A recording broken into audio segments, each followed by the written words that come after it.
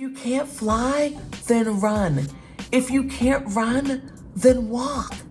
If you can't walk, then crawl. But whatever you do, you have to keep on moving. That's a quote by Dr. Martin Luther King Jr. What's going on, fam? It's your girl Rainey from Blessings and Gems. And today we're going to use that quote as a catalyst for our theme. The theme of our discussion today is the fact that this year is not over and that you still have time to achieve your goals. You haven't blown it.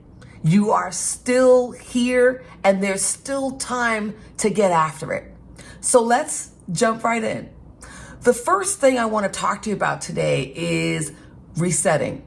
You know, oftentimes what we said we were going to do at the top of the year, when we wrote it down, when we told 10 friends, when we created affirmations about it, or when we audio texted into our phone, we had a vision for what we wanted to see happen.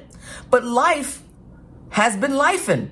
And so the way that life is today has maybe shifted a few things. Maybe it's the fact that you haven't even yet gotten started, or maybe you got started at the top of the year and things happen and you just found yourself off track. It is okay.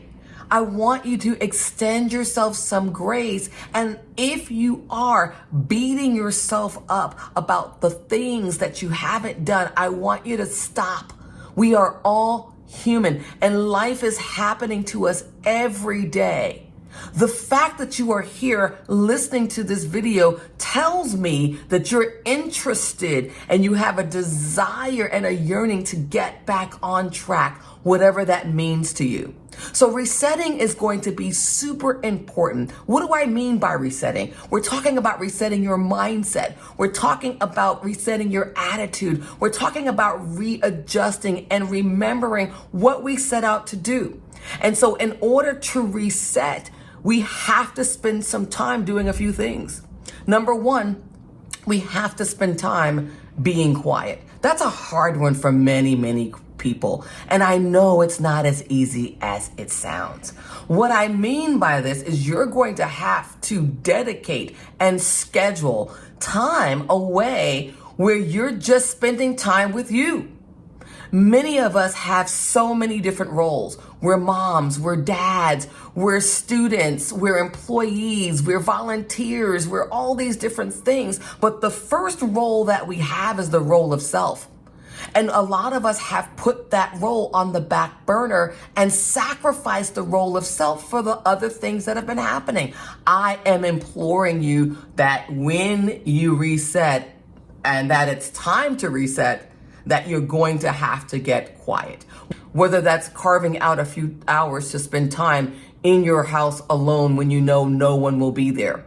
Whether it's scheduling paid time off from your job and instead of going to get your mani-pedi or run errands or get your car washed, that you're actually taking out time to rethink and reset and go back to what you said you were going to do at the top of the year. Resetting is going to take a deliberate action and a deliberate attempt on your part to get reconnected with what you said you wanted to do. So that's the first thing that I want you to do, is to reset and give yourself some grace. The second thing I want you to do is I want you to go back to reimagining why you set out to do the things you said you wanted to do. What was your intention? And if your intention or if the reason why you wanted to do those things have changed, give yourself permission to pivot. Life is about ebbs and flows, and it is most of the time not a straight line. Boy, do I wish it so, but it is not. So give yourself permission and take permission to go, you know what? I know I said I wanted to do this, but I have the right to change my own mind. I am the creator of my own life. I am the master of my own life. I am the chief executive officer of my dreams, my goals, my visions, and my own path. And I am going to pivot if I need to. Or when I am reimagining, I'm going to stick with what I said I'm going to do, and I'm going to get on track. I'm going to get back on track with the things that I said I wanted to do at the top of the year because it ain't over, baby. As Lenny Kravitz says, it ain't over till it's over. Now, one of the things that I think is really interesting is this concept that Bill Gates has and this practice that he has around thinking and getting regrounded and recentered. He has what's called a think week where he actually takes himself, he removes himself from society. He goes to the mountain, he takes his books, he takes all the tools and resources with him that he needs in order to reground, recenter, and rethink. Now, most of us can't take a week off just to think, right? Oh, that would be dope, but we can't, right? The second thing is that I find that a lot of times we already know what we need to do.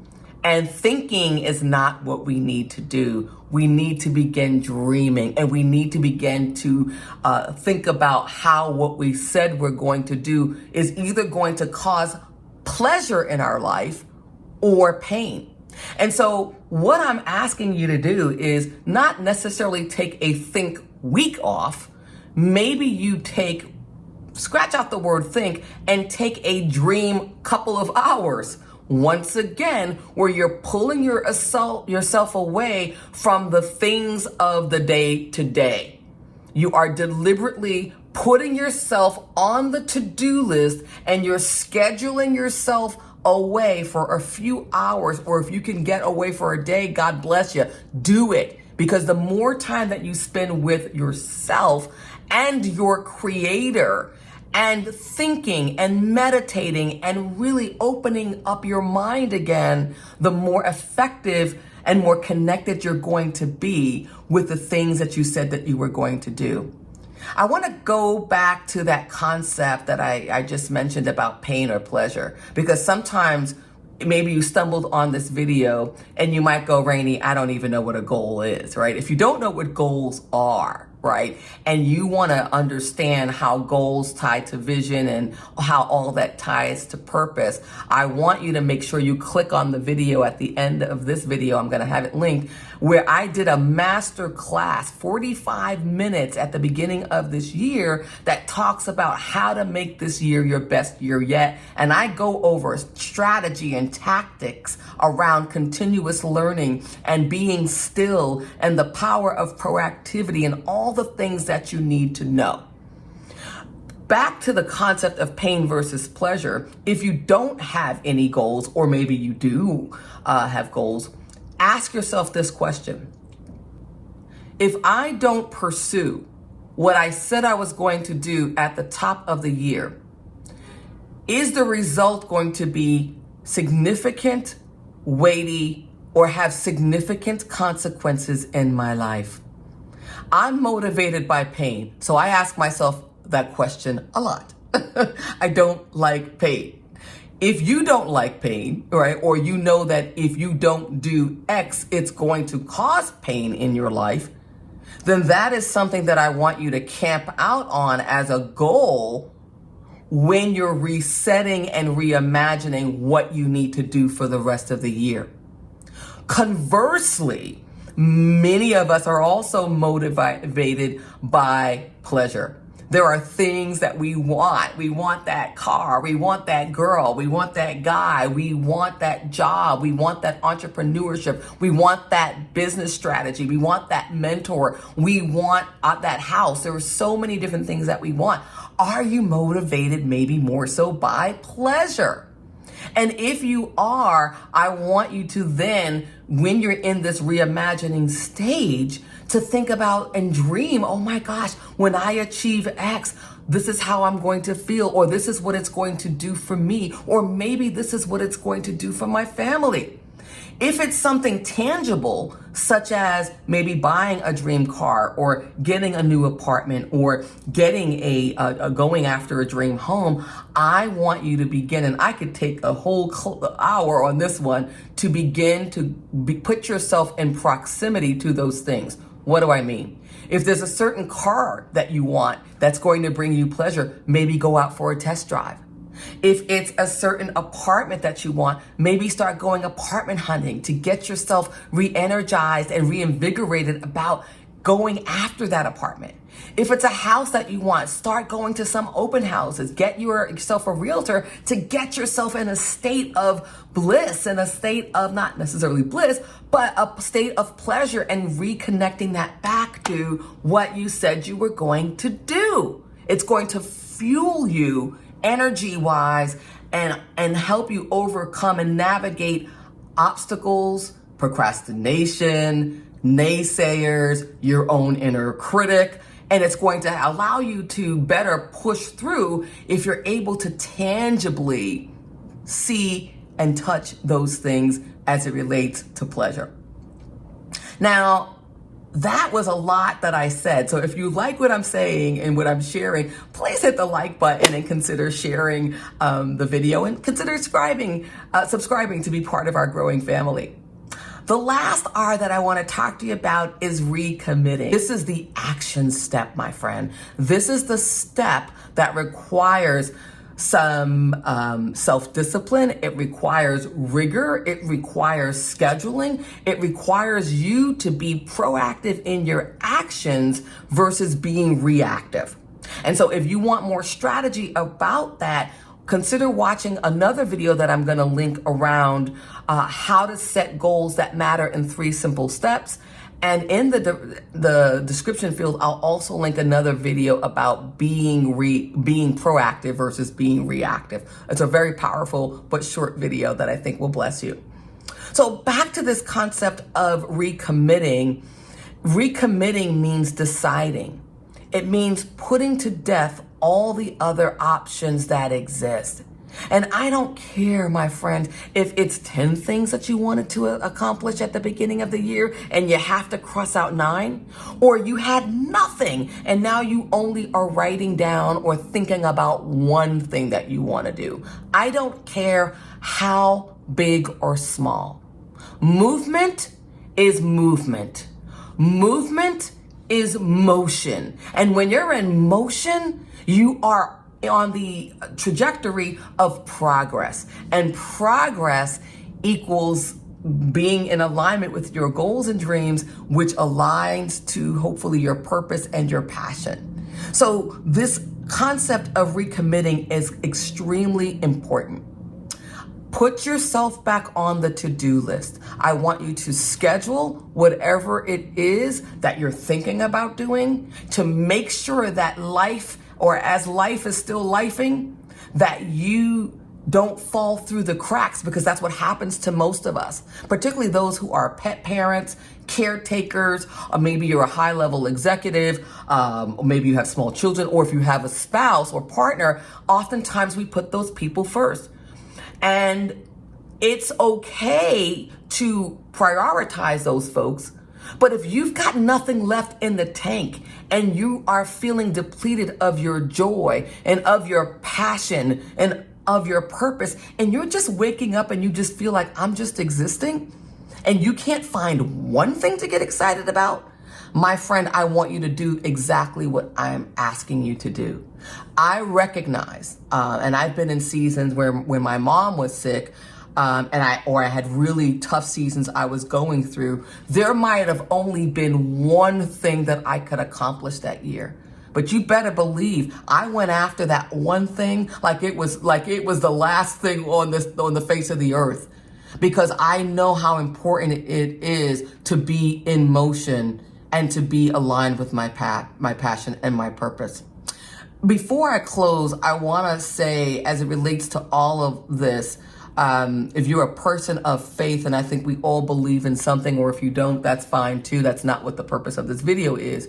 But in these 3 steps, please be sure to include spending time with your creator, whoever or whatever that is.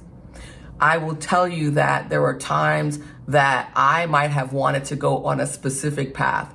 And during this process, I realized, you know what, Rainey, that's not what you're supposed to be doing anymore. Or that's not what you're supposed to be doing right now because my creator, for me, that's God, has me on a different trajectory for this season. And it doesn't mean that I'm not going to maybe go back to that thing that I initially had on my list at the top of the year. It may mean that it's time for me to pivot. It may mean that it's time for me to just change direction for the moment or for a season in order to be in alignment with what God has for me in my life. So I just wanted to offer that to you, my friend. I also want to tell you before you leave, don't go. You are so, so brave. You know, so many people give their power over, or they just wake up every day and life just takes them to the left and to the right and they're blowing in the wind, or they give their power over to people. And please don't ever do that, because it's not someone else's responsibility to craft, design, and live out your life. It is yours. And the fact that you are here says to me that you have courage, that I don't give a damn what anyone has said to you. I don't care what you're saying to yourself, whether you said it 5 hours ago, 5 months ago, or 5 minutes ago. I believe in you and know that this year is not over. And there's so much life left in this year and so much that you have to offer and bring forth this year, not only for you, but others around you. Please consider liking this video, subscribing, and I want you to answer the question, because I read, you can see in all of my videos, I comment. We are building a community and I care about what's on your mind and on your heart. I want to know from you in the comments, answer the question, what are you going to do? What are you going to recommit to for the rest of the year? I don't care how big or small it is. There is no judgment in it. And if anyone tries to throw shade in the comments field, it will be deleted, because that's not what we do here at this channel. We support each other. We uplift each other. And so I don't care what it is. I don't care if it's losing 1 pound, or I don't care if you're saying, Rainey, I'm going to move down the block. Good. That is awesome. I want to be able to support you. So make sure you answer the question in the comments field. I am praying for you all. Have a beautiful rest of the day. So glad you stayed to the end of the video, and I'll see you in the next video, my friend.